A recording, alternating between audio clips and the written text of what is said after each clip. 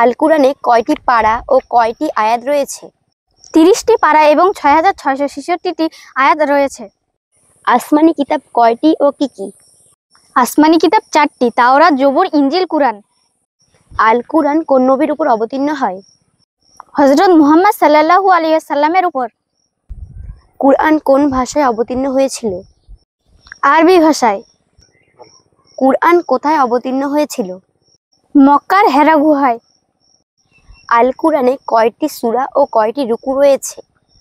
114টি সূরা এবং 540টি রুকু আছে। আল কুরআনে কয়টি পারা ও কয়টি আয়াত রয়েছে? 30টি পারা এবং 6666টি আয়াত রয়েছে।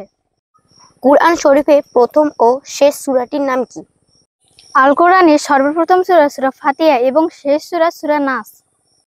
কুরআন কি শিক্ষা দেয়? কুরআন ইহকাল ও পরকালের সর্বমঙ্গলের শিক্ষা দেয়। তাওরাত কোন নবীর উপর অবতীর্ণ হয়েছিল? হযরত মুসা আলাইহিস সালামের উপর। জবুর কার উপর অবতীর্ণ হয়? হযরত দাউদ আলাইহিস সালামের উপর। ইনজিল কার উপর অবতীর্ণ হয়? হযরত ঈসা আলাইহিস সালামের উপর।